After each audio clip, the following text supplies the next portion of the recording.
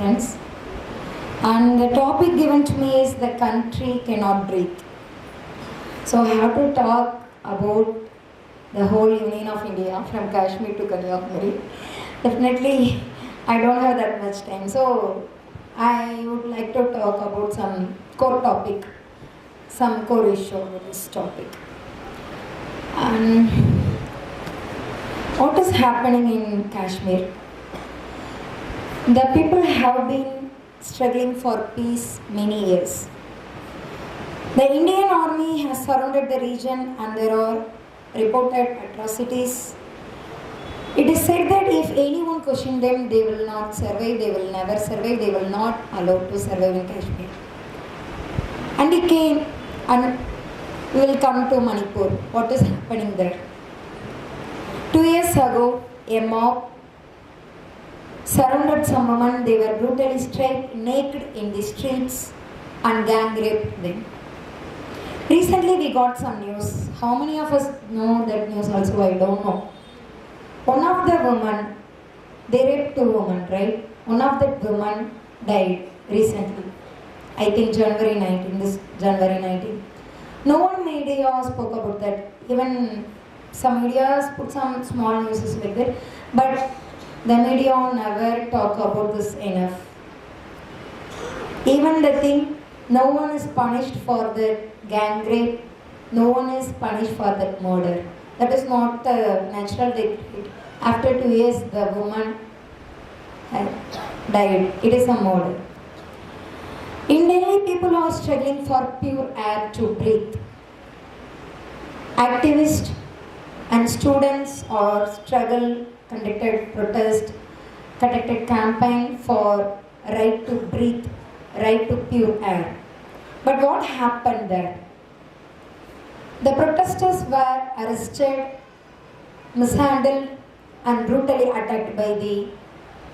beaten by the Delhi police. And they remand and they sent to prison. Now they got bail, but even though our activists and students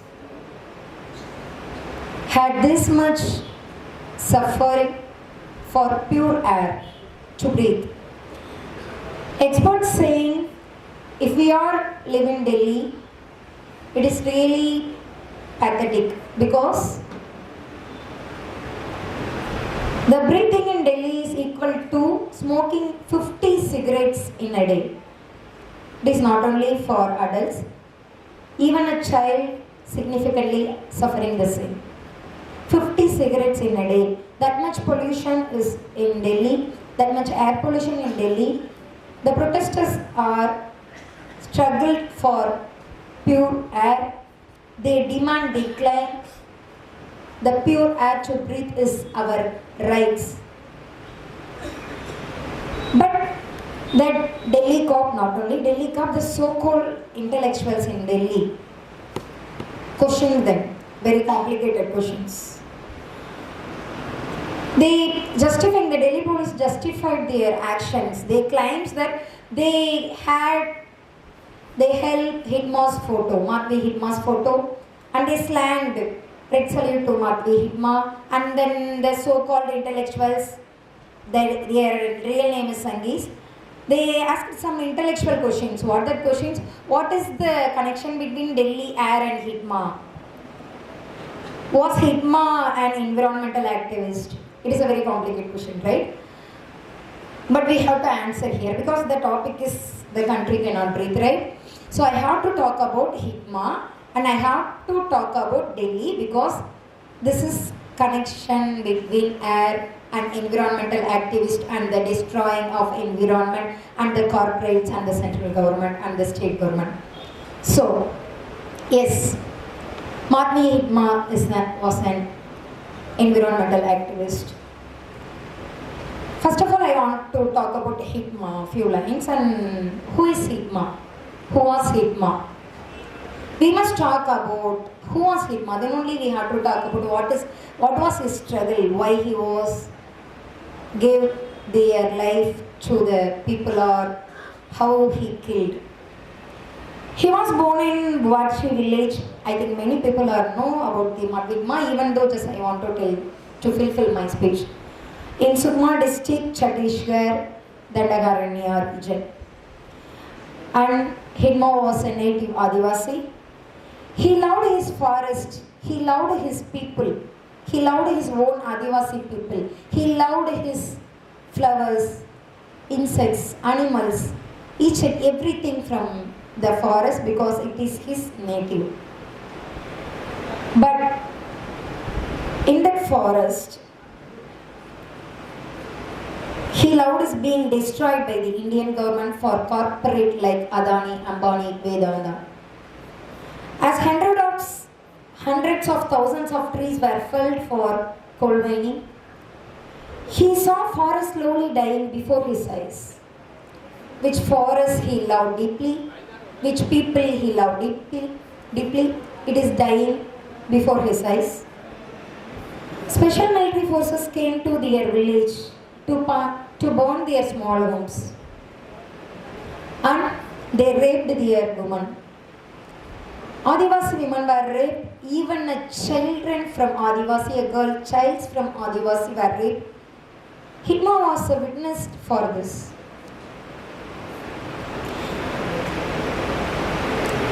And Hidma noticed there are two armed forces, two armed groups.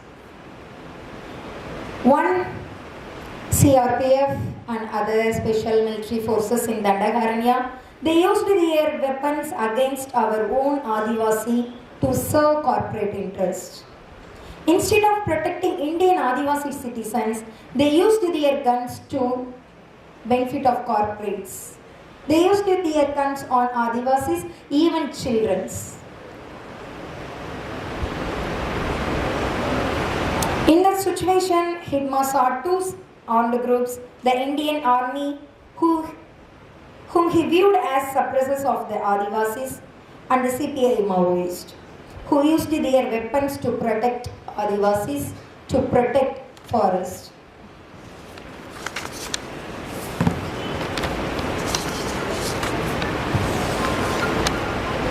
Then he decided to protect his own forest, and he thought that is his duty to protect their own people.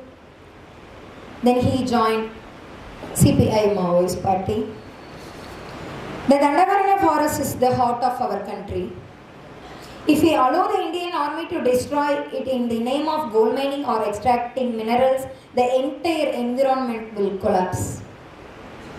This is not only an environmental issue in Dandakaranya region like Chhattisgarh, Bihar, or Orissa, Maharashtra, or Telangana. It is a national issue. If they collapse the entire forest, where we go to breathe, where we can buy pure air to breathe, where we get rain, where we get water to drink. So Dandakaranya is heart of our country. If we allow to destroy this government, our heart, definitely the country will not remain. Definitely the country will get died. They say Hidma was a horrible terrorist and that people should not support him. But I have a single question and a simple comparison. What assets Hidma did earn? How much money did he save in his bank account? How large was his home? How many hundreds of crores did he earn and save for his family? A simple question. Nothing. He had nothing. He earned people's heart and love. He earned huge respects from his own Adivasi people in the forest, and also he earned huge respect from the people who loved the country really. He and his partner Raji died as a martyr in the revolution. They are martyrs of this class struggle. In contrast, politicians who engage in vote bank politics earn thousands of crores. They have assets for their next 10 generation, minimum 10 generation, and live a very costly life like Modi and Amit Shah. Not like PM, not like CM. Just we can compare with our local councillor or local MLA, local MP. They earn some crores, hundreds of crores. They having that much assets. There is no difference between the BJP and Congress in this matter. Both serve corporate interest.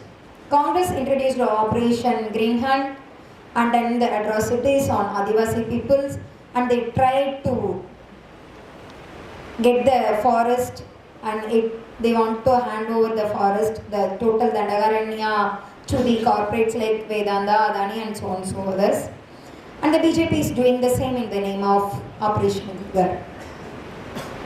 Amit Shah stated we will eradicate Maoism by March 31st, 2026.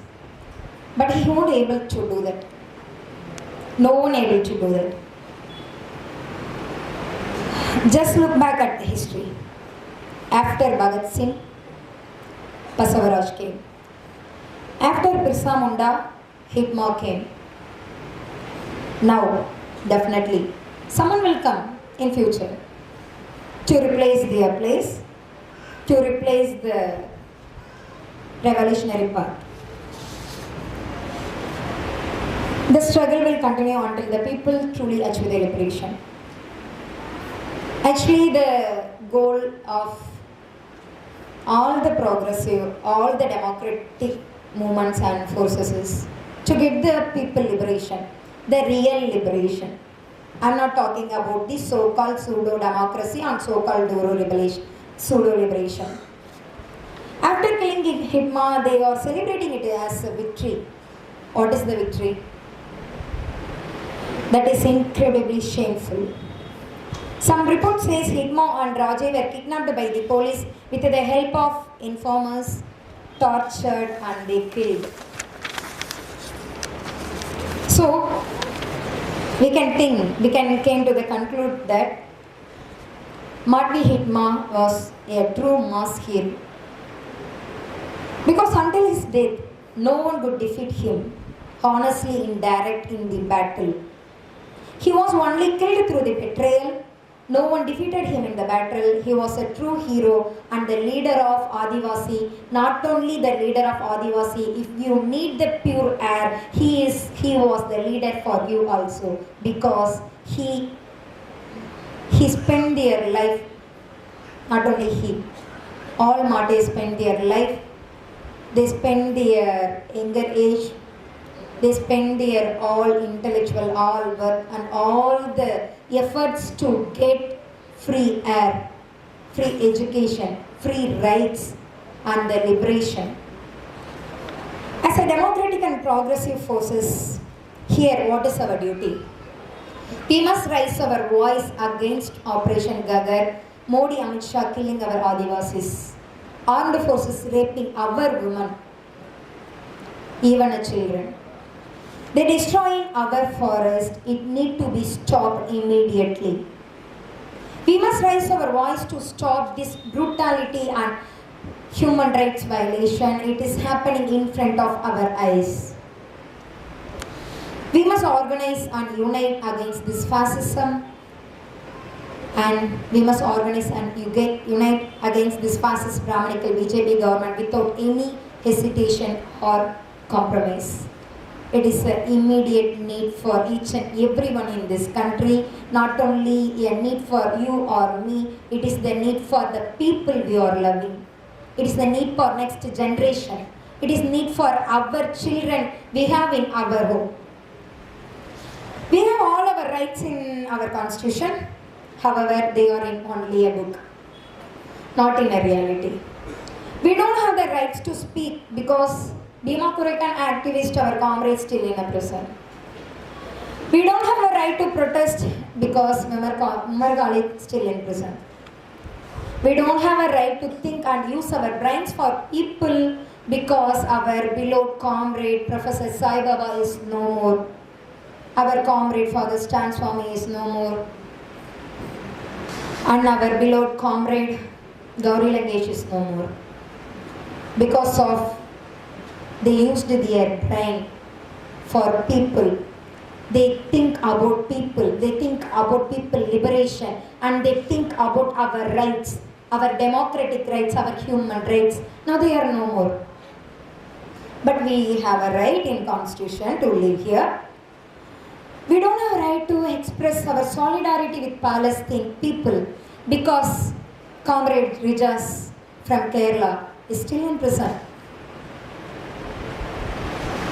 As a woman, we don't have a right to live because at any time, anywhere, by anybody, we may get raped, we may get sexual harassment, or in our own house, we may suppressed as a woman because of male dominance. Okay, even as a Dalit, we are not even recognized as a human being here. Because by birth we are Dalit. By birth itself we are oppressed. By birth itself we are not a human. We don't have a human rights here. We don't have a right to love. We don't have a right to read. We don't have a right to study or get education. We don't have a right to get married. The people who we love. Recently, we remember Rohit Vimla. And as a Muslim, we don't have a right to, right, as a citizen in this country, because if you are born as a Muslim, then they used to say we must go to Pakistan, or they will name us, they are terrorists from Pakistan, or we are from some ISIS group or some other groups like terrorists. If we are questioning these all atrocities, they simply say, Bharat Mata ki Jai, Jai Shri Ram. If we had our food as a beef, definitely we will get died. Then where is the democracy? Where is our rights? See, still now I cannot breathe. I cannot breathe. We cannot breathe. In this country, no one will get breathe. We are struggling to breathe. In this situation, we are here, but we have to change this situation. We are learning from our history. The revolution in Russia, China and Cuba all faced ups and downs. We know that history. The revolution path will cost many comrades' lives and much blood, because the revolution is not a dinner party, as Mao said. Yes, we are facing a serious setback right now. Yes, it is a serious setback. We are struggling to breathe now. Yes, we accept it. But we have never lost hope. We believe in our ideology. We believe in Marxism. We believe in communism. Definitely, we will overcome soon. It may take more time to prevail, but we will succeed. It is already certain, because the Marxism is not a magic thing. It is a science. It is a historical science. Dialectic materialism is a science. It is not a magical thing. It is not a blind hope. We believe in science. So, we did not lose the hope. We believe we will succeed soon. On that day, when we succeed, we will breathe peacefully. Our people will no longer struggle to breathe. Our activists, our students no longer will get a brutal attack from this so-called government or this ruling parties. And on that day, our red flag will touch the sky from the tops of the hills. Yes, we know it is a class struggle, and we will continue this class struggle. We are waiting for that day. Our country is waiting for that day. Our whole country people will waiting for that day. Even our stars and fireflies are waiting for that day. Until we reach that day, we will uphold our ideology and continue our class struggle without any compromise. They may kill the comrades, but they cannot kill our ideology from Bhagat Singh to Basavaraj, from Birsa Munda to Hitma, they will never kill our ideology. We will uphold Marxism politics. Our Marxism politics will remain. Their dreams or remains. We need to achieve that, and we will definitely achieve that. Thank you so much. Once again, I am thanking behalf of our movement sons to Virasam to give me this wonderful opportunity. Thank you, comrades.